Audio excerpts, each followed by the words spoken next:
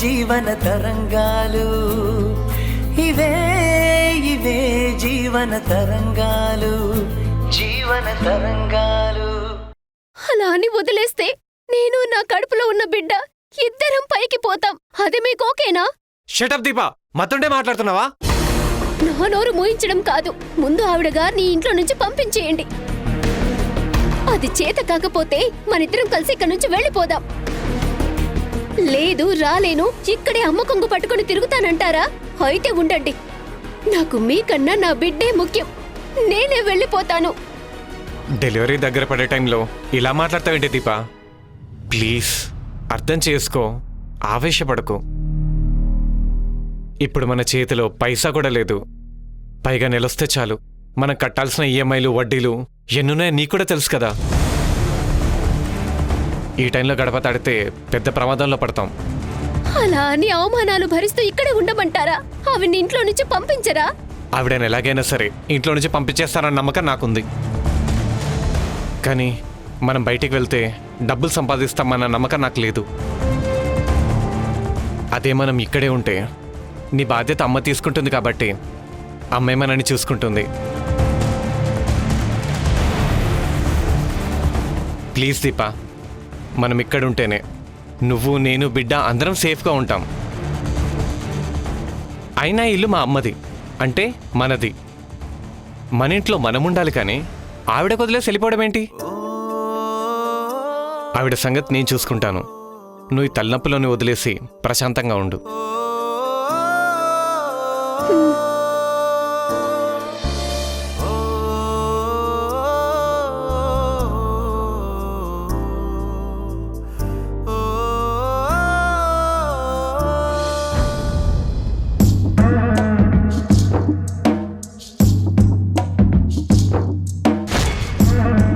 ఇక నుంచి నీ ప్రతి క్షణం నువ్వు లోపల కుమిలిపోతూ మీ వాళ్ళకి చెప్పుకోలేక, మా వాళ్ళ ముందు హ్యాపీగా ఉన్నట్టు నటించలేక ప్రత్యక్ష నరకం అనుభవించాలి. అది నేను చూడాలి. నీకు జరిగిన అన్యాయం గురించి మీ వాళ్ళతో చెప్పుకోలేవు. నీ కాపురం చెడిపోతుందన్న భయంతో మా వాళ్ళతో కూడా చెప్పుకోలేవు. నేనెంచుకున్న దారి ఎలా ఉండబోతుందో, నా త్యాగం విలువెంతో నిన్న రాత్రి తెలిసింది. దీనికి ఎవరిని నిందించలేను.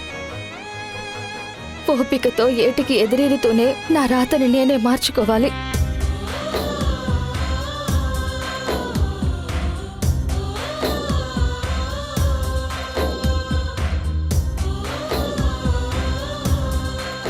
ఈ టైంకి శాలరీ డబ్బులు ప్రతి నెల అమ్మ చేతిలో పెట్టేదాన్ని. అమ్మ ఈ డబ్బులతోనే సగం వడ్డీలు, ఈఎంఐలు కట్టేది. ఇప్పుడు నేను ఇక్కడ ఉండిపోయాను. అప్పుల బరువంతా అమ్మ నెత్తి మీదే పడుతుంది. పాపం అమ్మ ఎలా భరిస్తుందో. ఈ డబ్బుల్ని ఎలాగైనా అమ్మకు అందేలా చెయ్యాలనుంది, కానీ ఆ ఇంటికి వెళ్ళలేను.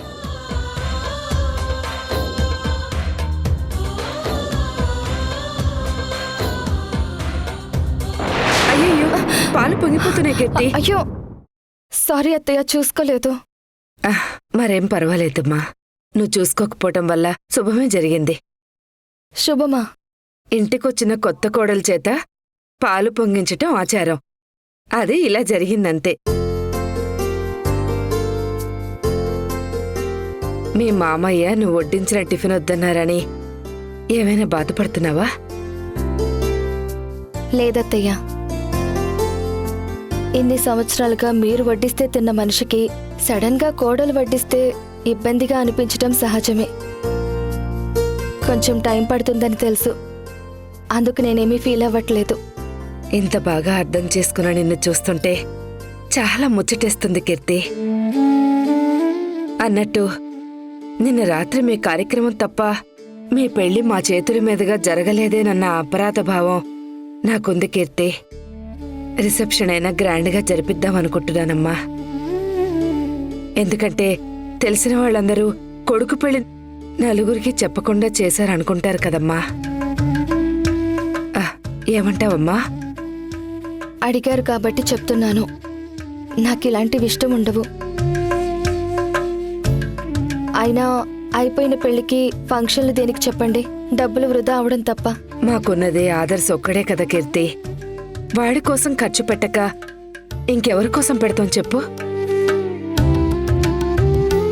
సర్లే, నీకిష్టం లేదన్నావు కదా, ఫంక్షన్ కాకుండా మీ ఇద్దరి చేత సత్యనారాయణ వ్రతం చేయిస్తాను, కాదనకో.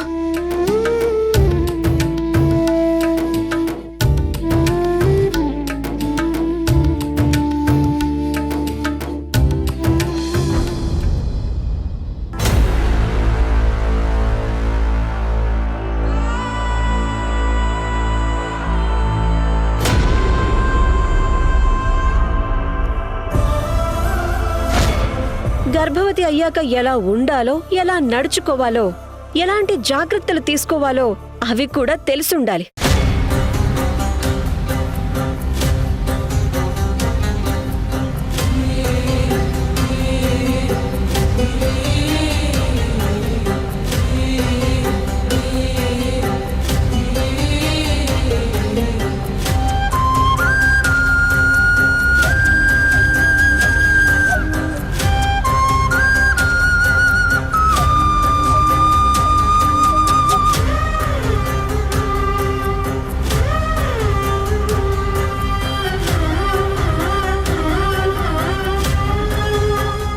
రే బుజ్జి, నన్ను క్షమించరా. ఈ ఇంట్లో వాళ్ళ బాగు కోసం తప్పని పరిస్థితుల్లో ఇలా ప్రవర్తిస్తున్నాను. అంతేకాని నీ మీద ఎలాంటి ద్వేషం, కోపం లేదు. మీ అమ్మకి కడుపు నొప్పి వస్తే పాపం నువ్వెంతగా భయపడ్డావో, కళ్ళు తెరవక ముందే ఎంత నొప్పిని అనుభవించావో తలుచుకుంటేనే కన్నీళ్ళాగట్లేదు.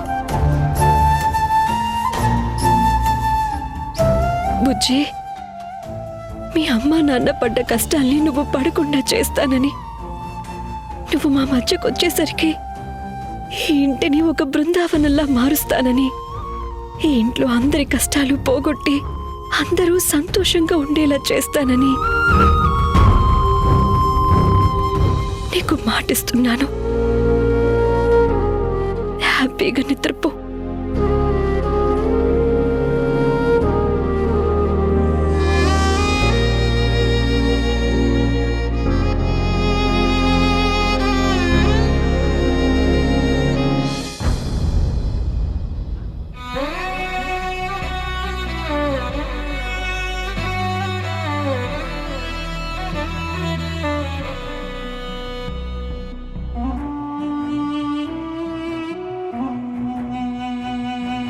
ఎలాగనో ఎలాగనో ఎలాగవేగనో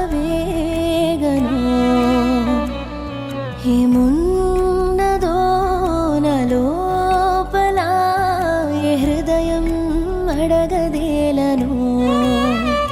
కనులు మూసి నడవమంటే నేనందరి ముందు నీ భర్తనే, 4 గోడల మధ్య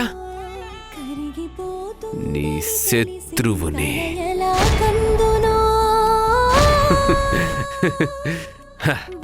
నా చెంప మీద నువ్వు కొట్టిన దెబ్బకే ఇదే నా రిటర్న్ గిఫ్ట్.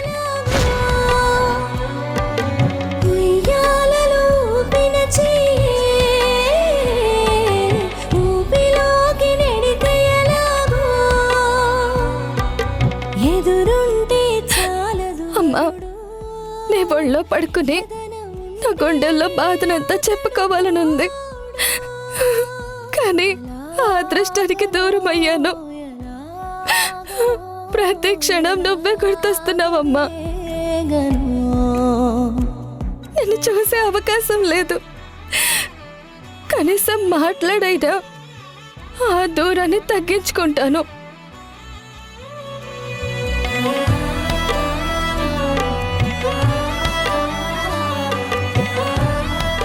నువ్వు నా గుండెల మీద తన్నిన క్షణమే నా దృష్టిలో కూతురుగా చచ్చిపోయావు. ఈ గడప దాటినప్పుడే ఈ ఇంటితో అన్ని బంధాలని తెంచేసుకున్నావు. మనసు చంపుకున్నాక మాటలు రావు.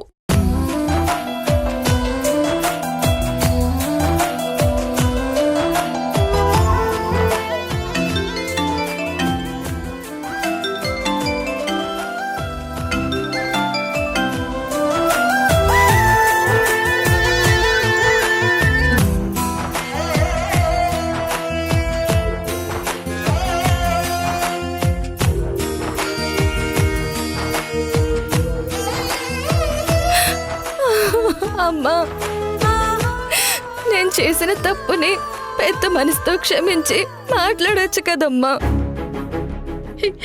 తప్పు చేసిన వాళ్ళని క్షమించను. అది పేగు బంధమైనా ఒకటే, బంధువర్గమైనా ఒకటే. తప్పనిసరి పరిస్థితుల్లో తప్పక తప్పు చేశానమ్మా. కూతురుగా పుట్టి నా పరువు తీసావు. కూతుర్నైనా సరే కొడుకులా ఇంటి పరువు నిలబెట్టాలనే ఈ పని చేశాను. నమ్మక ద్రోహం చేశావు. అది నమ్మక ద్రోహం కాదమ్మా, నీకోసం చేసిన త్యాగం. నీకు పెళ్లి చేయడం నా బాధ్యత అని అనుకున్నాను. నువ్వు బాధ్యత అనుకున్నది భారంగా మారుతుంటే చూస్తూ ఉండలేకపోయానమ్మా. నవమాసాలు మోసిన దానికి పేగు బరువు అవుతుందా? బరువు అనుకుంటే జన్మనిచ్చేదాన్నా?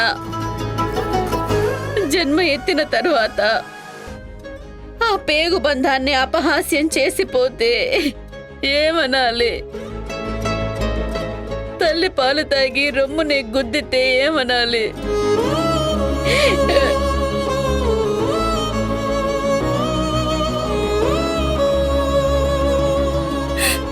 తల్లి బిడ్డల బంధం పేగు బంధంతో పోయేది కాదమ్మా. నువ్వు నీ కూతురు పట్ల చూపించేది బాధ్యత అయితే నువ్వు జన్మనిచ్చినందుకు నేను రుణం తీర్చుకున్నాను. ఒక్కసారి నా స్థానంలో ఉండి ఆలోచించమ్మా. పెళ్లి చేసుకున్నాననే గాని కాళ్ళకి పారాణి లేదు, చెంపలకి పసుపు లేదు, తల మీద జీలకర్ర బెల్లం పెట్టలేదు, మంగళ వాయిద్యాలు లేవు, వేద మంత్రాలు లేవు, పచ్చని పందిరి లేదు, అయిన వాళ్ళ ఆనంద బాష్పాలు లేవు. అత్తారింటికొచ్చేటప్పుడు చివరిసారిగా నాన్న గుండెల మీద తలవాల్చి రాల్చిన కన్నీళ్లు లేవు. కన్న తల్లి, తోడబుట్టిన అన్నయ్య, చందమామ కథలు చెప్పిన అమ్మమ్మ అందరూ కలిపి పెట్టిన శాపనార్థాలే పుట్టింటి వాళ్ళ ఆశీర్వాదాలు అనుకుని మీరు బాధతో పెట్టిన కన్నీళ్లే నా మీద చల్లిన అక్షింతలనుకుని పొట్టెళ్ళు వదిలి అత్తారింటికొచ్చాను. అలలుగా పడి లేచే కడలిని అడిగావా? తెలుసా తనకైనా తన కల్లోలం ఆకాశం తాకే ఆశ తీరిందా? తీరని దాహం ఆగిందా? జరిగే మదనంలో విషమేదో రసమేదో తేలేనా? ఎప్పుడైనా ఎన్నాళ్ళైనా మొగలై సెగలై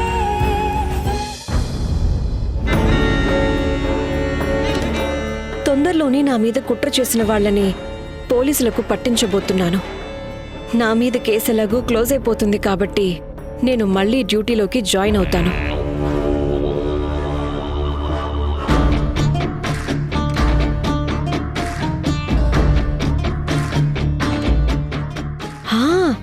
మా ఆయన లాంటి భర్త దొరకడం నిజంగా నేను ఏ జన్మలోనో చేసుకున్న అదృష్టం రమ్య.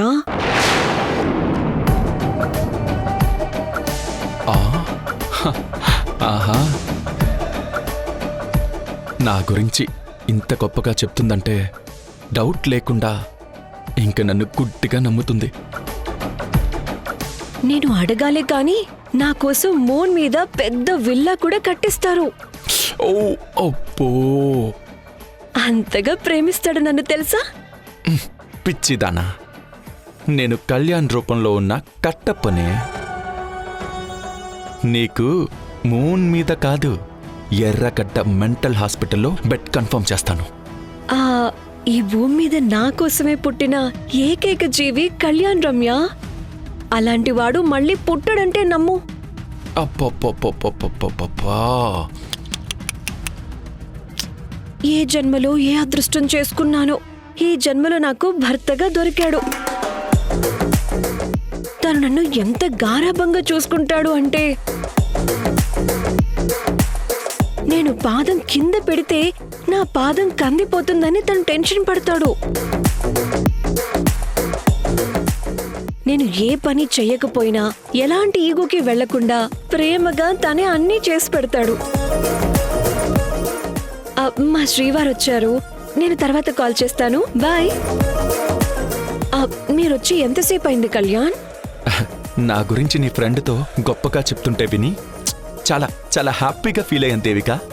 ఓ విన్నారా? పర్లేదు, మనసులో ఉన్నదే నా మాటల్లో చెప్పాను. ఏమంటారు? ఆ, నిజమేగా.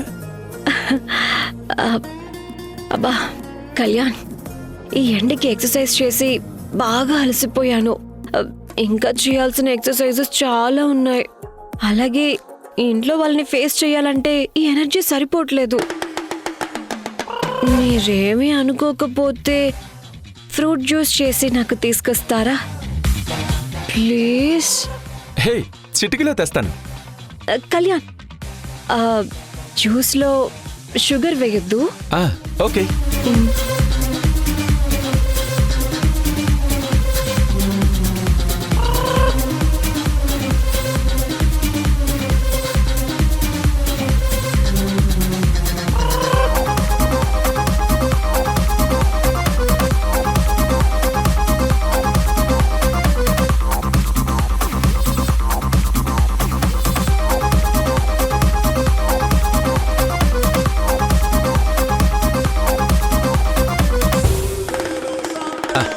దేవిక, జ్యూస్ తీసుకో.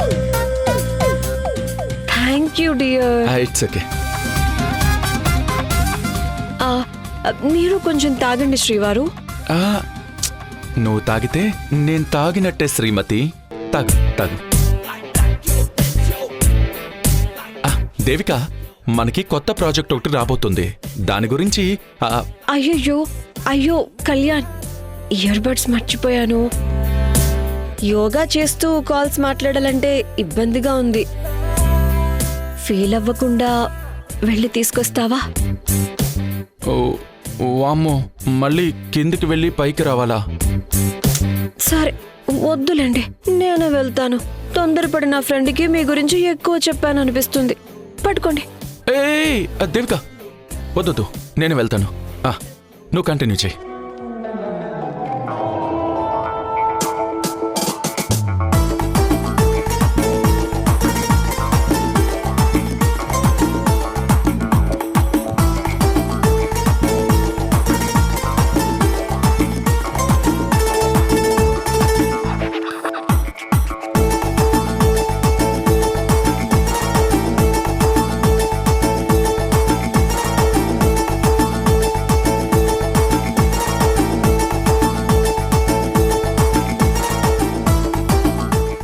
దేవిక, ఇదిగో. Thank you so much. ఏమండి, ఏంటి అది సన్ స్క్రీన్ లోషన్ ప్లీజ్. సరే సరే సరే, నువ్వు యోగా చేసుకో, మ్యూజిక్ వింటూ.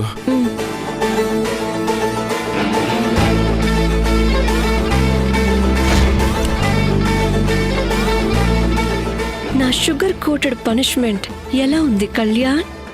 అద్దరిపోలా?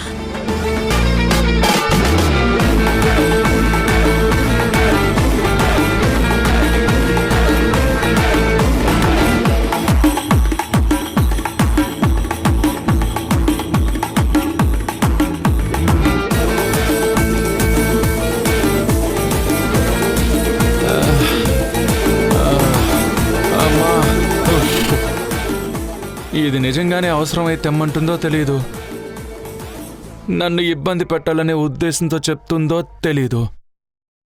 అబ్బా, అయ్యా, నాకు మాత్రం ఈ మెట్లెక్కలేక దూల తీరిపోతుంది.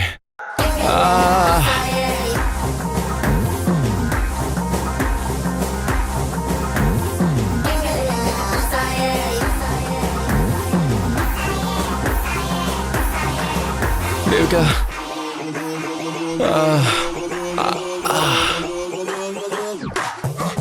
దేవికా, ఇదిగో తీసుకో.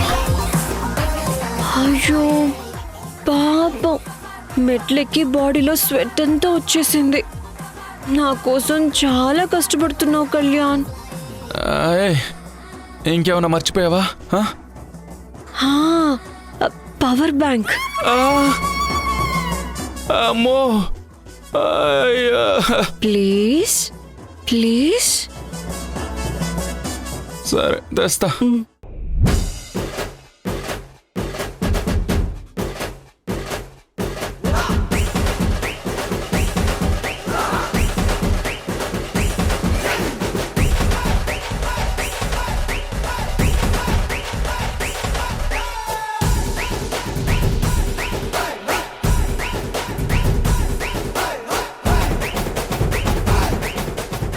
ఈ ఇడియట్ కి తిక్క కుదిరింది.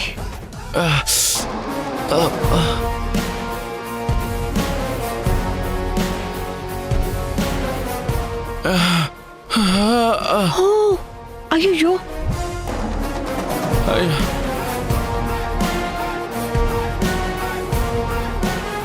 Thank you Kalyan, you so sweet.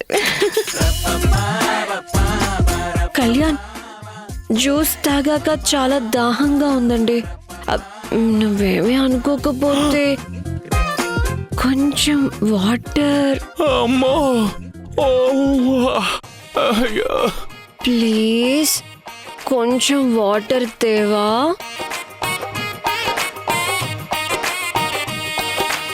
నీ యోగా కంటిన్యూ చేయి.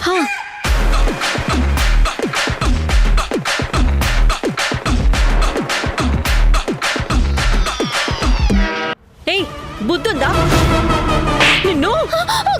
ఆగండి. నీ భార్యకి సపోర్ట్ చేసి నీ చెల్లెల్ని బలి చేశావు.